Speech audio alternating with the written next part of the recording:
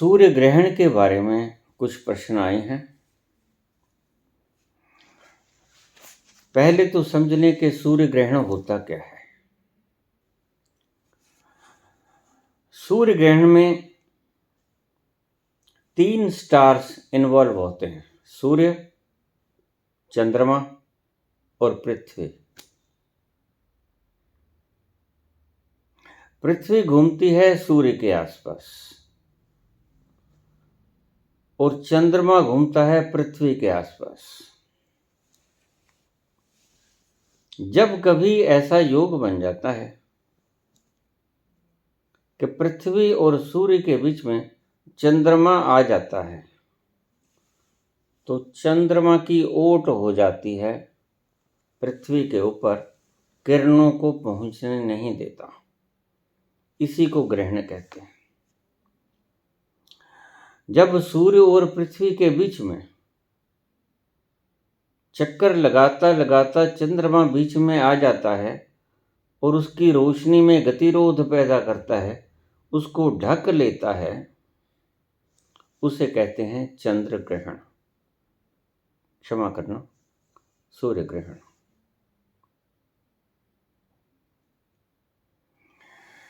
इस साल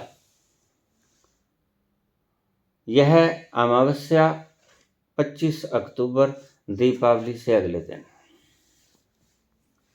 एक बात को आपको स्पष्ट कर दूं कि जब भी कभी सूर्य ग्रहण लगेगा तो वह सूर्य ग्रहण अमावस्या के दिन ही लगेगा, और जब कभी चंद्र ग्रहण लगेगा तो वह सदा पूर्णमासी के दिन ही लगेगा। चंद्र ग्रहण पूर्णमासी को लगता है हमेशा, और सूर्य ग्रहण अमावस्या को लगता है हमेशा। और 25 अक्टूबर को अमावस्या है, उस दिन यह ग्रहण लगेगा।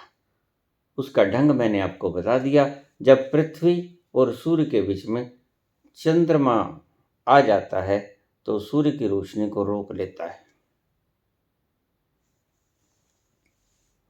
और जब सूर्य की रोशनी रुक जाती है वो धरती पे अंधेरा छा जाता है। यह खंडग्रास भी हो सकता है, थोड़ा भी हो सकता है। अगर पूर्ण सूर्य ग्रहण लगेगी तो चंद्रमा को पूरा सूर्य क्रॉस करने में 2 घंटे लग जाते हैं। चंद्रमा को पूरे सूर्य के सामने से गुजरने में 2 घंटे लग जाते हैं,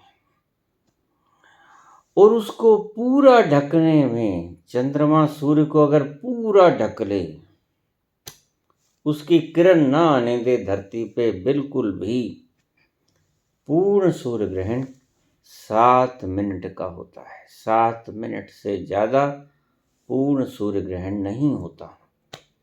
7 मिनट से ज़्यादा चंद्रमा सूर्य ग्रहण को नहीं लगा सकता, पूरे सूर्य को रोक नहीं सकता उसकी किरणों को। इस साल क्या हो रहा है? इस साल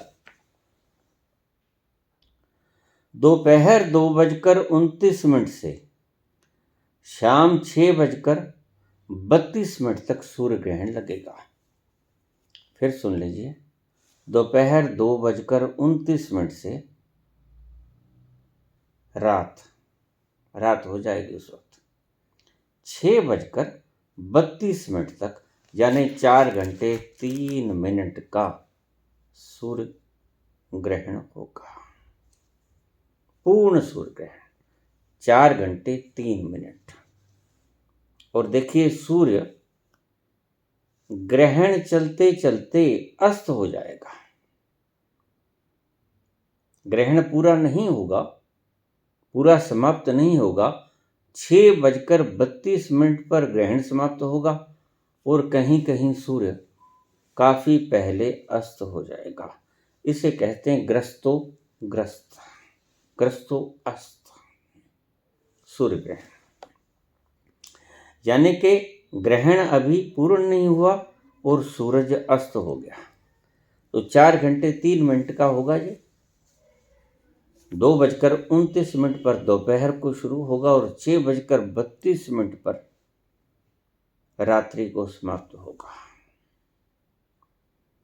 इसमें क्या करें क्या न करें, मैंने पिछले साल वीडियो डाली थी, उसको आप फिर से सुन लें। एक बात आपको और बताता हूं।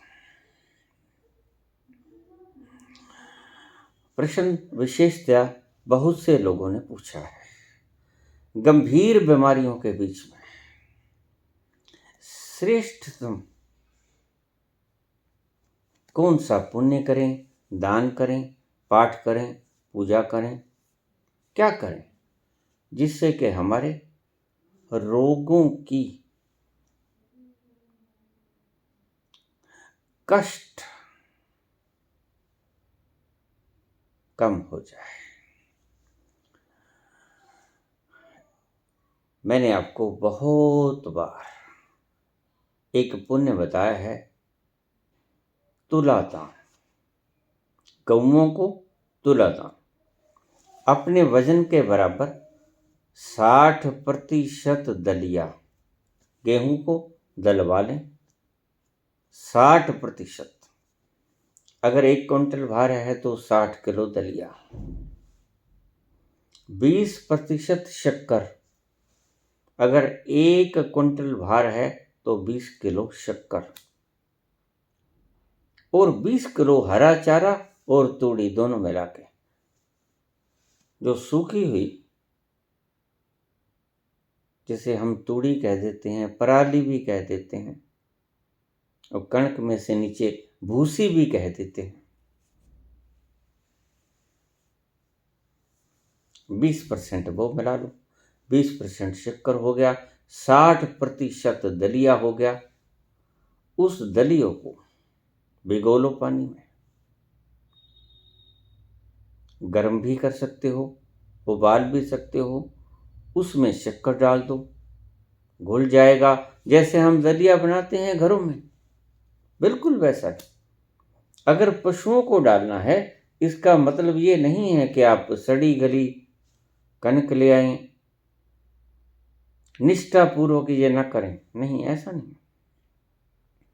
निष्ठापूर्वक ये दान करना है, जैसे किसी आपने ही खाना हो, ऐसा समझ लो। 60% दलिया, 20% शक्कर और 20% तूड़ी और चारा, हरा चारा, जैसे ज्वार वगैरह, बरसीम वगैरह, सबको मिक्स कर लें।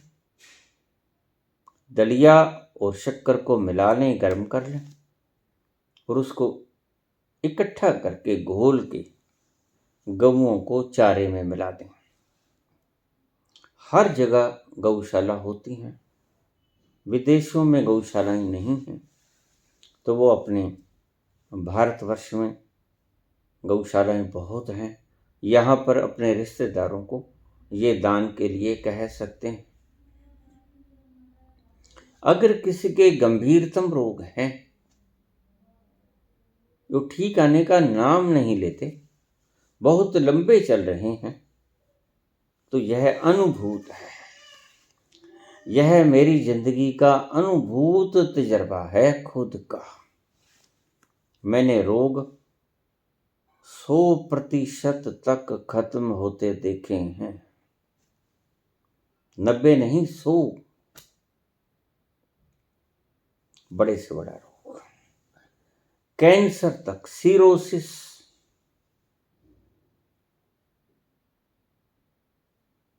बड़े से बड़ी बीमारी,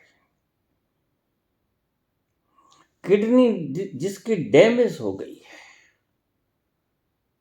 जितनी डैमेज हो गई उसको तो वापस नहीं किया जा सकता, लेकिन अगर थोड़ी डैमेज हुई है, आपको शारीरिक कोई भी तकलीफ है, वहीं रुक जाएगी, आगे नहीं बढ़ेगी। और अगर आगे बढ़ गई हो तो वह धीरे धीरे समाप्त भी हो सकती है।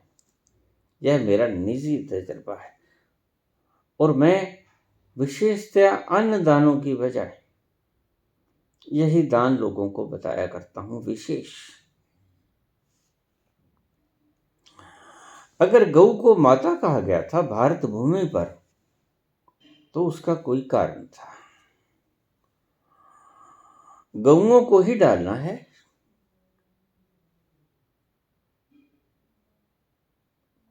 सूर्य ग्रहण वाले दिन वैसे तो आप साल में एक बार अगर इसे करते रहें तो आपको बीमारी या ऐसी मुश्किलें या ऐसे दुष्ट चक्र, व्यापार में घाटा, बीमारी, शरीर की कोई मुकदमेबाजी, नाजायज लांछन, आरोप नहीं लगेगा। और अगर लग गया है तो आप ये दान करना न भूलें। सूर्य ग्रहण में, चंद्रमा ग्रहण में भी आप इसको कर सकते हैं, लेकिन इसका विशेष प्रभाव सूर्य ग्रहण में ही पड़ता है।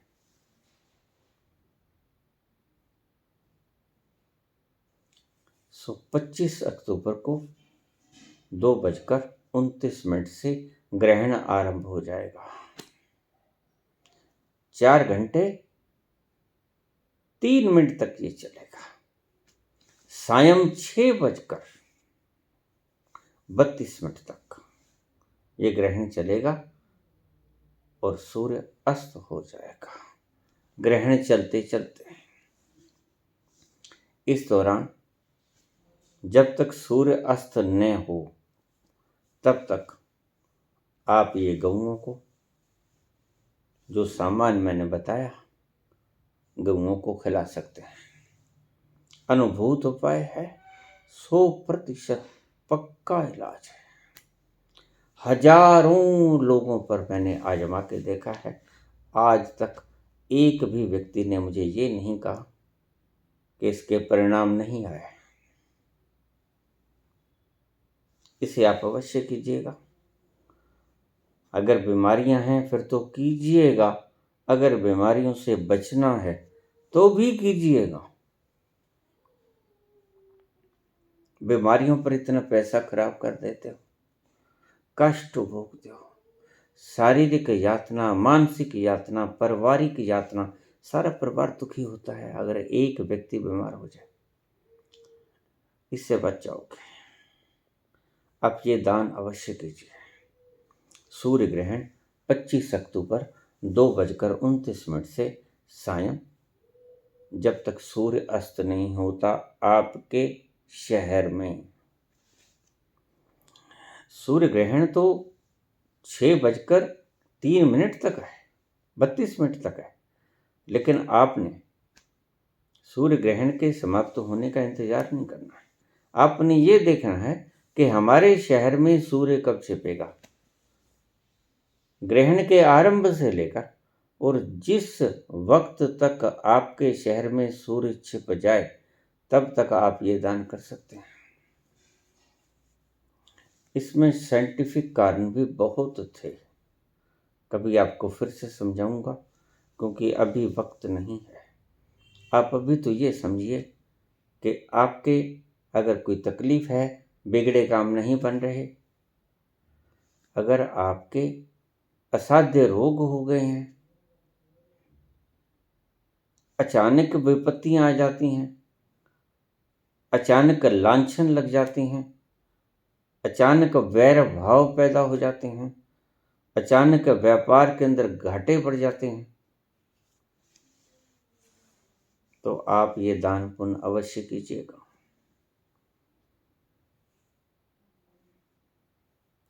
सूर्य ग्रहण होता क्या है मैंने आपको बतला दिया। इसमें क्या क्या काम हो सकते हैं ये आप पिछले साल की वीडियो में सुन सकते हैं। क्या करें जिससे कोई बने हुए आपके जो चाहते हैं आपके काम बन नहीं रहे, बिगड़ जाते हैं, उस उपाय से ठीक हो जाएंगे आपके। लेकिन सब उपायों का महा उपाय है तुलादान। बस इस एक उपाय को कर लो तो सारे उपाय बीच में आ गए और सभी प्रकार के कष्टों से, बीमारियों से, नुकसान से, मेंटल हरेसमेंट से बचाव का ये अनूठा और एकमात्र तरीका है। इसे अवश्य आजमाएं। ये आपके कल्याणार्थ मैंने पहले भी बोला था, आज फिर बोल रहा हूं। सूर्य ग्रहण के अवसर पर यह शुभ मौका होता है। इस दान को आप अवश्य कीजिए। धन्यवाद।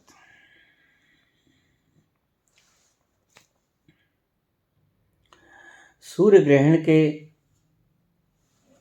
विषय में एक प्रश्न और पूछा गया है, गर्भवती स्त्रियों को क्या करना चाहिए। देखिए, सूर्य ग्रहण प्रारंभ होने से पहले, जैसे अब के 2:29 दोपहर को शुरू हो रहा है, तो आप 1 घंटे पहले दरवाजे बंद कर लें ताकि बाहर की दूषित वायु भीतर प्रवेश ना कर सके। द्वार दरवाजे बंद कर लें, एकांत में बैठ जाएं, जैसे आपके मन को शांति मिलती है। ध्यान में बैठें। इस दिन कोई विशेष प्रभाव ध्यान का ज्यादा नहीं होगा, प्रभाव उतना ही होगा, लेकिन क्योंकि सब जगह चीख चिल्लाहट, शोर शराबा बंद हो जाता है, इसलिए आपका ध्यान ज्यादा लग जाएगा। आपको सब तरह शांति मिलेगी। कोई कोलाहल नहीं होगा, कोई शांति भंग करने वाला नहीं होगा। गर्भवती स्त्रियों को जब सूर्य के सामने चंद्रमा उसकी किरणों को रोक लेता है तो सूर्य में पोषक किरणें होती हैं जो कि धरती तक पहुंचती हैं। उनको धरती तक पहुंचने में बाधा बनता है चंद्रमा। ये 4 घंटे 3 मिनट बाधा के हैं जो चंद्रमा पैदा करेगा। सूर्य जीवन दाता है, क्योंकि वह अपनी तरंगें जो हमें जीवन प्रदान करती हैं। अगर सूर्य न हो तो ये हरियाली के पौधे, कुछ भी ना रहेगा। अगर जिस दिन सूर्य मिट गया तो आप ये समझ लेना जीवन मिट गया। सूर्य ही जीवन है। इसलिए ऋषियों ने सुबह सुबह सूर्य को जल देने का विधान बनाया था। लेकिन जल देने की विधि आप गलत करते हो। बस सूर्य के सामने आए, गड़वी उल्टी की, जल दिया, भाग गए। नहीं, ऐसा नहीं। ऊंचा उठा के जल के बीच में से सूर्य की तरफ झांकना है ताकि रेंज आंखों में पड़े। उगते हुए सूरज की प्रगाढ़ता कम होती है, उसकी सुबह सुबह की किरण है। अगर तुम्हारी आंखें रिसीव करती हैं तो आपकी आंखों की रोशनी काफी देर तक बरकरार रह सकती है। सूर्य जीवन है, सूर्य ही जीवन है। सूर्य के अतिरिक्त कुछ जीवन नहीं। अगर चंद्रमा को भी हम मान्यता देते हैं तो सिर्फ सूर्य की किरणें पड़ती हैं चंद्रमा पे, और चंद्रमा उन्हीं किरणों को रिफ्लेक्ट कर देता है पृथ्वी के ऊपर, और चंद्रमा की कोई महत्ता नहीं है। चंद्रमा अपनी तरफ से कुछ नहीं करता।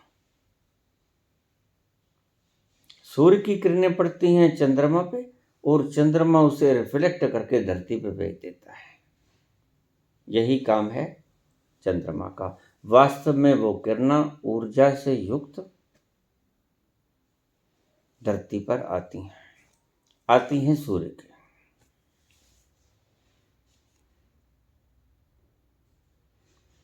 सूर्य जीवन है। इसकी तरंगें, जीवनदायिनी तरंगें, कुछ देर के लिए चंद्रमा रोक लेता है, 7 मिनट के लिए तो बिल्कुल ही रोक लेता है। आपने 1 घंटा पहले 2:29 पर ग्रहण शुरू होगा, यानी 2:30 बजे के आसपास, 1:30 बजे के करीब आप कमरा बंद कर लें। अभी वातावरण अशुद्ध होना शुरू नहीं हुआ है। जैसे ही सूर्य के आगे से चंद्रमा निकलेगा और उसकी जीवनदायिनी तरंगों को धरती पर पहुंचना देना बंद करेगा, तब से सूर्य ग्रहण शुरू हो जाएगा। उससे पहले जो आपके कमरे में शुद्ध वायु है, आप कमरे में ही बैठे रहें, जो भी आप करना चाहते हैं। मैं ग्रहण की बात बोलता हूँ, इस वक्त मैं किसी सिद्धि वगैरह के बारे में नहीं बोल रहा, ना ही कोई अध्यात्म का उपदेश आपको दे रहा हूँ। आपका मन पूजा में, पाठ में, किसी भी प्रकार के शास्त्र अध्ययन में लगता है, वो कर, जिससे आपके मन को खुशी मिलती है। आराम से बैठे रहें और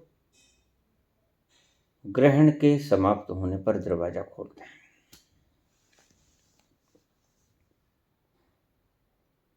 गर्भवती स्त्रियों के बच्चे गर्भ में होते हैं, बड़े कोमल होते हैं, इसलिए परमात्मा ने बड़ा सुंदर कवच माता के गर्भ के रूप में बच्चे को प्रदान किया है। बहुत सी व्यवस्थाएं होती हैं बच्चों को बचाने के लिए प्रकृति की तरफ से। बाहर की व्यवस्था से आपने बचाना है, तो गर्भवती महिलाएं इस काल में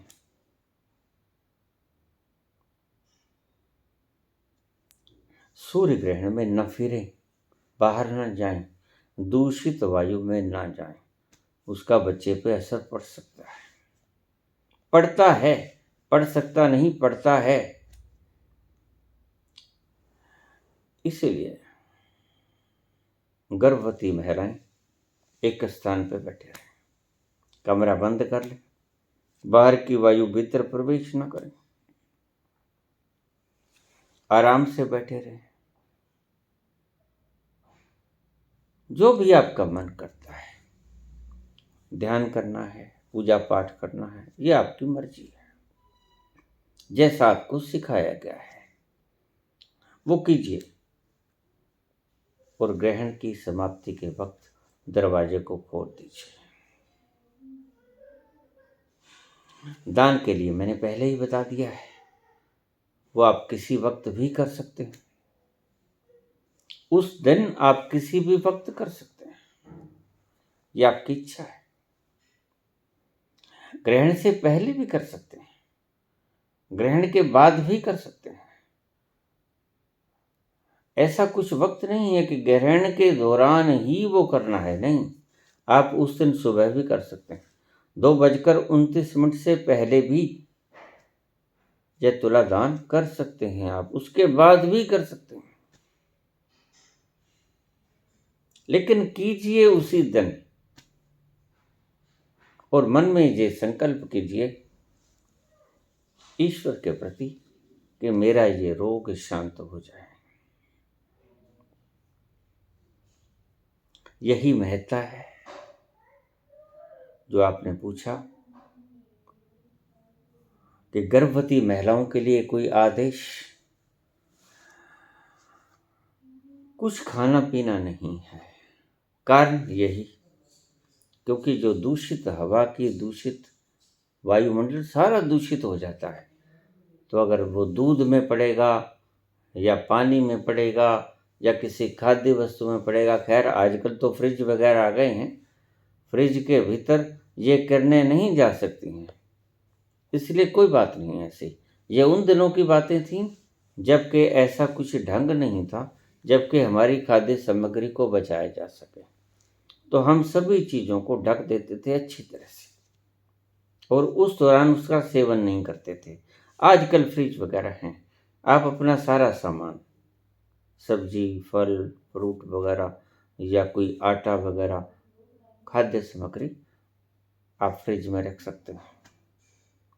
पानी को ढक दीजिए अच्छी तरह से। अगर कोई पानी पीना है तो आप सूर्य ग्रहण से पहले पानी लेकर अपने पास बैठ जाइए।